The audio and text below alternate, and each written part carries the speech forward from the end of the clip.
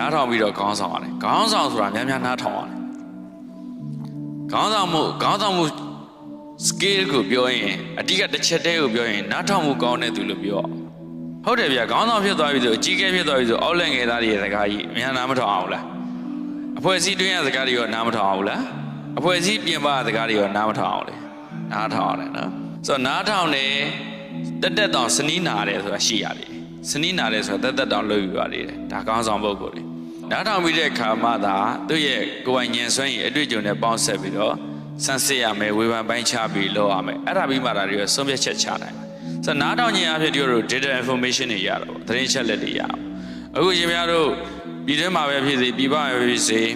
ဦးစီးကောင်းဆောင်တွေညံ့တယ်မကောင်းဘူးဆိုပြောလိုက်ရင်ဘာပြောတာလဲဆိုတော့အောက်လက်ငယ်သားတွေရဲ့စကားကိုကိုအောင်နားမထောင်တတ်တာသတင်းချက်လက်အမှန်ကိုမရဘူးလိန်ပြောတဲ့သတင်းကိုအုပ်ထင်တယ်ဟုတ်လားသတင်းချက်လက်မပြည့်စုံတာကိုတို့ကဒီလောက်လေးနဲ့ပဲလက်ခံထားလိုက်တယ်အဲ့ဒီတိုင်းပဲဆုံးဖြတ်ချက်ချတယ်အဲ့ဒါဆိုလွဲမသွားနိုင်ဘူးလား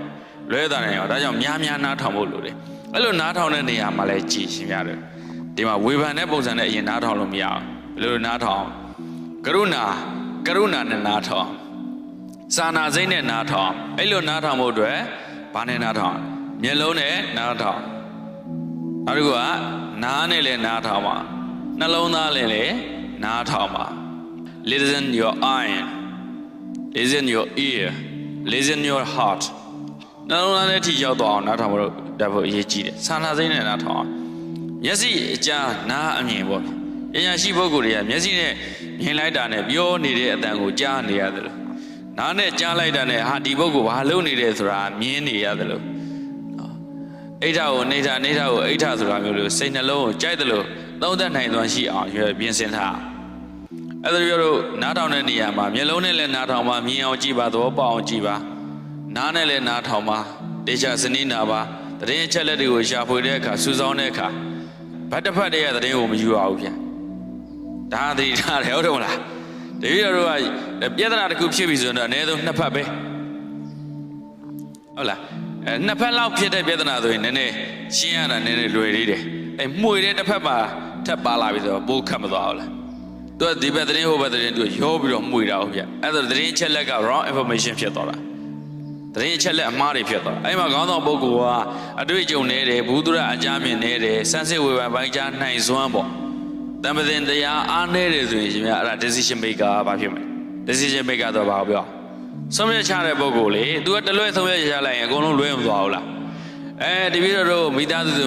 လိုက်ဖွဲ့စည်းလိုက်ရေးတာပဲဖြစ်ဖြစ်စာသင်တိုင်းပဲဖြစ်ဖြစ်နောက်နိုင်ငံတော်အဆင့်ထိပုဂ္ဂိုလ်တွေ decision maker တွေလေသူတို့ကဆုံးဖြတ်ချက်လွဲသွားရင်နိုင်ငံကြီးပါပြတ်သွားကမ္ဘာကောင်းဆောင်တွေဆုံးဖြတ်ချက်လွဲသွားရင်ကမ္ဘာတည်ကြီးတွေဖြစ်သွားဒါပဲ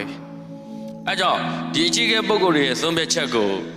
ဘယ်လိုဆုံးဖြတ်ချက်ချနိုင်မလဲဆိုတော့အရင်ဆုံးသူတို့ကဒီများနားထောင်ဖို့လိုတယ်ဒါကြောင့်ပြောပြီး Colin Powell ကတရုတ်နိုင်ငံကိုသွားတဲ့အခါကျတော့တရုတ်ကကလေးတယောက်မေးတယ်အလယ်တန်းကျောင်းသားလေးဒီလောက်ဒီအလွန်တန်အင်အားကြီးတဲ့နိုင်ငံကြီးမှာနိုင်ငံခြားရေးဝန်ကြီးအနေနဲ့တာဝန်ထမ်းဆောင်နေတာမခက်ခဲဘူးလားခက်ခဲပါလားခက်ခဲတယ်ဘယ်လိုမျိုးဥဆောင်တာလဲဆိုတော့ listen to lead နားထောင်ပြီးတော့ခေါင်းဆောင်တယ်ဒါသူပြောခဲ့တဲ့စကား listen to lead ပဲဟုတ်လားဗျအဲ့တော့နားထောင်မှုကောင်းရှိအောင်တို့လေ့ကျင့်ထားဖို့လိုတယ်မဟုတ်ရင်တော့တို့က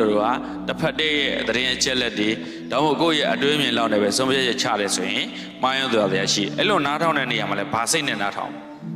ကရုဏာစိတ်သို့မဟုတ်စာနာစိတ်တနာညတာတဲ့ဟာစိတ်